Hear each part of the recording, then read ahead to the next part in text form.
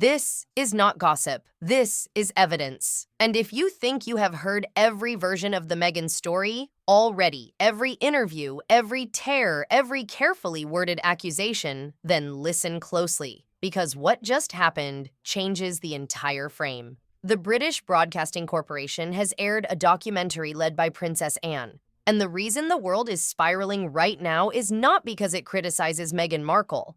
It is because it treats her like a case file. Not a celebrity, not a victim, but a case. The most dangerous word in that kind of film is not scandal. It is footage. Because footage does not argue. Footage does not negotiate. Footage does not care about your brand. It doesn't bend for sympathy or trauma language or the fog of public debate. It sits there cold and still waiting for the moment someone finally presses play. That moment has happened. And within hours, the shockwave has moved faster than any palace statement ever could. Headlines did not crawl across the screen. They detonated. Calls did not trickle in. They flooded. A network of commentators, lawyers, former staff, and royal analysts began circling the same three questions at the same time. Questions that do not sound like tabloid bait, but like the beginning of a prosecution. What exactly did Meghan do behind those walls? Why did Princess Anne stay silent for so long? And what was so severe that it forced the palace's most disciplined figure to break her own golden rule, never feed the media machine just to stop one person from controlling the narrative? Because that is the twist most people are missing. This was never Anne versus Meghan as a personality clash. This was strategy versus strategy, narrative versus evidence. And the documentary's opening makes one thing brutally clear. Princess Anne did not show up to trade insults. She showed up to end a story that in her view had been manufactured and weaponized for years. When Anne speaks, she doesn't sound emotional. She sounds procedural, measured, and final. It is the tone of someone who has already reviewed the file, already confirmed the chain of events, already decided the outcome, and is now simply presenting it to the public as an unavoidable conclusion. Most of the public is used to Charles, who speaks with the weight of a king, or William, who speaks with the anger of a brother. But Anne is the machine. She is the one who does the work in the shadows, the one who keeps the institution running while everyone else plays to the cameras. The documentary relies on this reputation. It knows that if Charles attacked Meghan, it would look like bullying. If Kate attacked Meghan, it would look like jealousy. But when Anne steps forward, it looks like discipline. It looks like a correction. The documentary does what every high-retention, high-impact expose does when it is confident it can prove its point.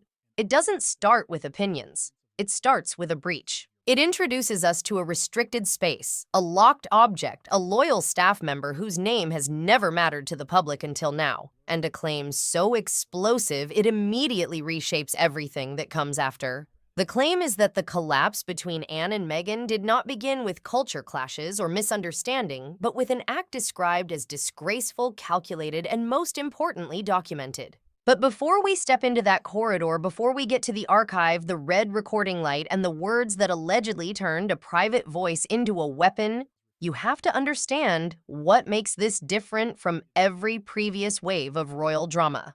Meghan's strongest advantage has always been timing.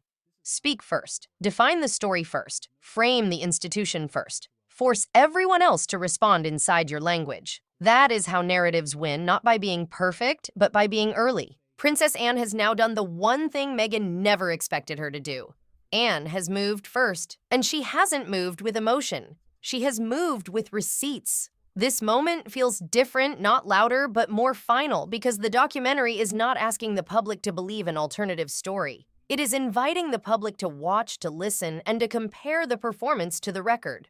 Once you do that, the central illusion collapses. The idea that this entire saga is built on he said, she said evaporates. According to this film, it never was. It was always she did, and it was captured. Now here is the part that should make you uneasy, whether you support Meghan, dislike her, or have never cared at all. If Princess Anne is willing to go on broadcast and say, in effect, the public has been manipulated, then she is also saying something else without saying it out loud. She is saying there are things the palace has been holding back. There are reasons certain doors stayed closed. There are reasons certain staff never spoke. Ask yourself this. What kind of evidence forces a royal like Anne to take the risk of going public? What kind of private line must be crossed for her to step into the arena she hates most? And what exactly did Meghan touch? What did she try to take record, edit, or reshape that made Anne conclude the only way to stop her was to expose her? Because once we move into the first incident, the story stops being about feelings. It becomes about a locked box, a paperclip, and a moment in a restricted archive. If the documentary is telling the truth, this is the night the mask slipped right in front of the one person inside that family who does not tolerate manipulation. And if that night happened the way Anne and her witnesses describe it, then everything that followed the interviews, the tears, the outrage, the claims of oppression doesn't look like a cry for help. It looks like a preemptive escape from the truth. Let's begin where the documentary begins. Not in California, not on television, but inside a palace corridor that leads to a place you were never meant to hear about until now. The documentary doesn't rush into the palace first. It does something smarter. It starts with the illusion of control. Because if you want the audience to understand why a person panics, you first show them why that person believed they were untouchable. California, the film suggests, was not just a location. It was a mindset, a curated atmosphere. A place where Meghan could breathe in a kind of silence she never had inside the royal machine. Silence without protocol, without staff who reported upward, without corridors that remembered everything. That morning, she moved like someone who had finally won. Not because she had healed, but because she had escaped the only institution that could contradict her in real time. Her day was arranged with the kind of deliberate calm that feels less like peace and more like staging. Not in a sinister way on the surface, just the small, quiet decisions that create an environment where nothing surprises you, where the world enters only when you allow it, where the narrative arrives through your phone on your schedule. And the key point is this: she believed she was still writing the next chapter. The documentary frames it as a moment of strategic confidence. The deals, the approvals, the momentum, everything aligned in a neat line that pointed toward one conclusion. Meghan would speak, the world would listen, and the royal family would once again be forced to respond from inside the box she had built around them. In her mind, she wasn't fighting anymore. She was producing. A series here, a podcast there, a documentary she imagined as a weapon of legitimacy. Something that would turn allegations into a brand and brand into power. She had spent years learning what modern influence really is. Not access to palaces, but access to attention. And attention, when managed well, becomes authority. That was the plan. Control the terms, control the timeline, control the emotional framing. Turn every criticism into proof of persecution. Every question into a signal that she was brave. Every silence from the palace into an admission of guilt. The film lingers on that psychology because it matters. It explains why what happens next doesn't feel like bad news. It feels like a structural collapse. Then her phone vibrates once, then again, with that relentless rhythm that signals something is wrong even before you read a single word. The documentary doesn't treat it like a normal interruption. It treats it like the first crack in a dam. At the same time, the outside noise begins. Not the distant hum of a wealthy neighborhood, not a delivery, not a neighbor's dog. Voices overlapping, urgent, hungry. The sound of a crowd that has arrived for one reason: to extract a statement. Meghan freezes. Not dramatically, but in the way people freeze when the reality outside suddenly moves faster than the reality they designed inside. Her first instinct isn't anger yet, it's confusion. Because confusion is what you feel when your model of the world stops matching what is happening. Why are they here? How did they find out? What do they know? Then the publicist calls. And the voice on the other end isn't polished. It isn't controlled. It is shaken. The kind of fear professionals try very hard not to show because fear is contagious. Turn on the television.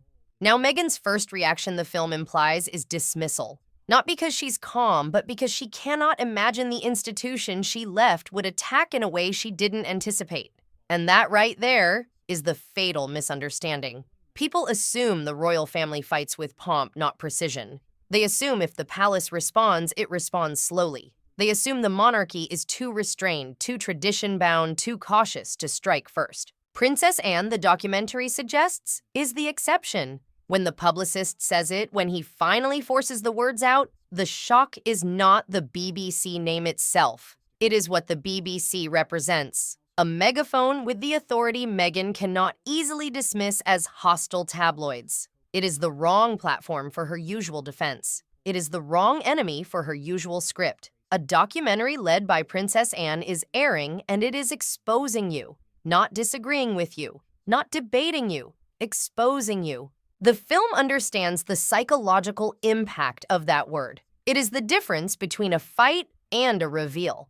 Meghan moves fast now. Fast in the way people move when their body has decided panic is necessary. She opens the laptop. She searches. She finds the headline. And there it is, blunt and merciless. A promise that this time the story won't be framed by emotion. It will be framed by the record. Then comes the second hit. Not a headline, but an email. A subject line that functions like a guillotine termination of cooperation agreement. This is where the documentary lets the silence do its work. Because that email is not just about money. It is about legitimacy. It is about being cut loose by the very machine she believed would amplify her. It signals that something in the documentary is not merely embarrassing. It is operationally dangerous. The type of dangerous that triggers legal teams. The type of dangerous that makes corporations retreat before the public even finishes watching. And now, the calm is gone. Not because the house is noisy, but because the illusion that she controls what happens next has been shattered. Meghan calls the publicist back and her voice changes. There is an edge now, sharp, urgent, almost offended, as if reality has broken a rule. What the hell is going on? And the answer she receives in the documentary's framing is the moment the audience truly leans forward. She has proof, and it is all public now. That line is the hinge of the entire story because it tells you the war isn't being fought on interpretation anymore. It is being fought on whether Meghan can survive facts. The documentary doesn't let the viewer rest. It doesn't allow a soft transition. It immediately forces the next question. If Anne has proof strong enough to trigger cancellations and panic before Meghan even speaks what is in that file, and why did Anne wait until this exact moment to open it? Because the next sequence the film warns is not about California at all. It is about a door inside the palace that should never have been open, a lock that should never have been touched, and a loyal staff member who, after decades of silence, finally says, "I saw her inside." And once that sentence exists, the story stops being a PR battle.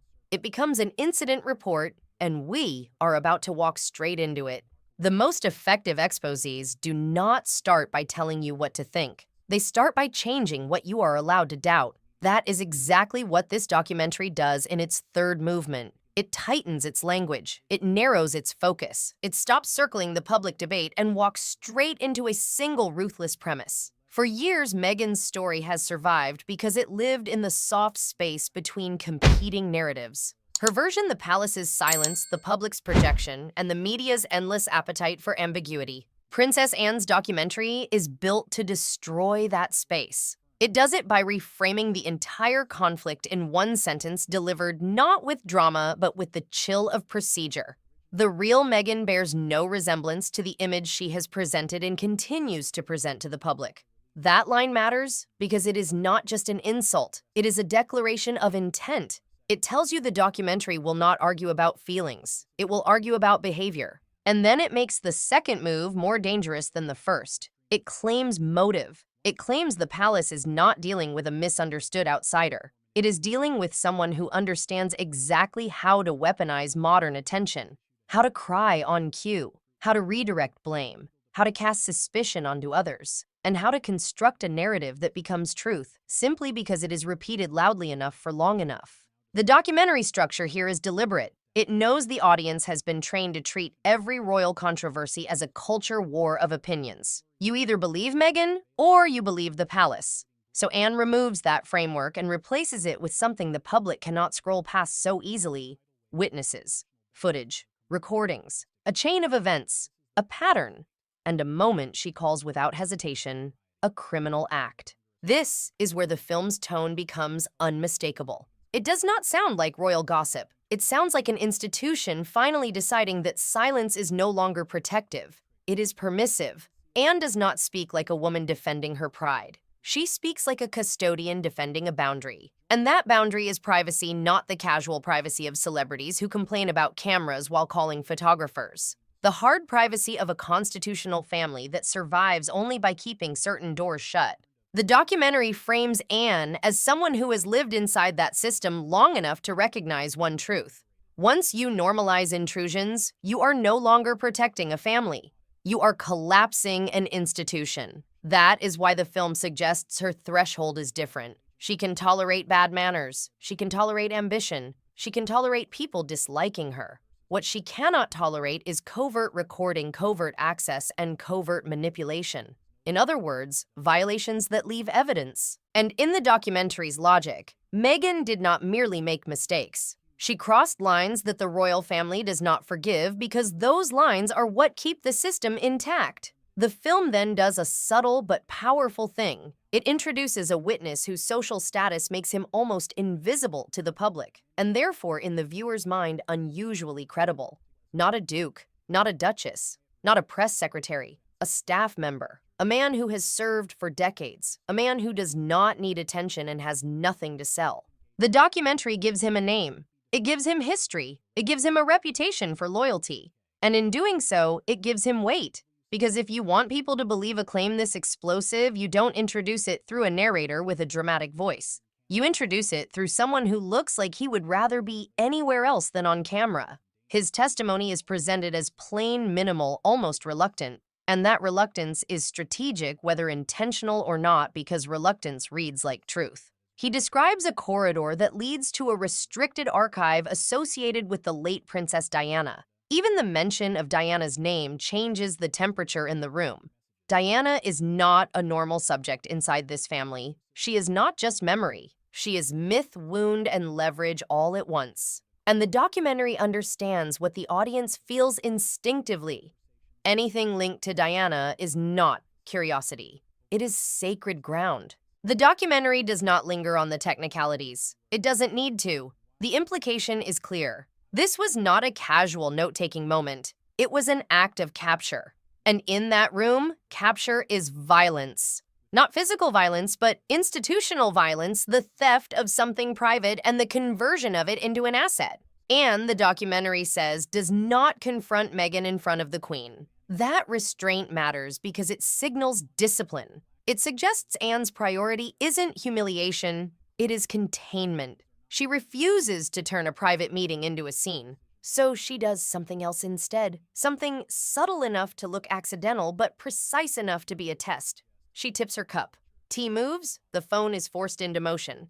And in that small movement, Meghan loses control of the concealment. The red indicator is visible, unmistakable. The documentary emphasizes the psychological beat here. Meghan's first response is not embarrassment, it is speed. She grabs the device, she shuts it down, and then almost instantly she smiles.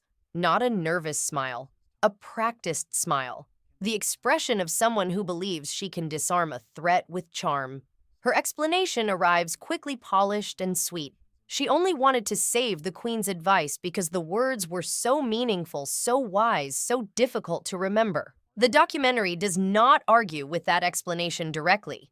It does something more damning. It lets Anne stare. No reaction, no acceptance. Just a cold, steady gaze that communicates one message without speech. I understand what you are doing, and I do not believe you. This is the state of the royal war today. It is no longer about who is nicer or who is more modern. It is about who has the receipts. And if Princess Anne has truly opened the vault, then the Sussex brand, a brand built entirely on being the victim, might just be facing its final bankruptcy. Because you can fight a rumor, you can fight a tabloid, but you cannot fight the tape.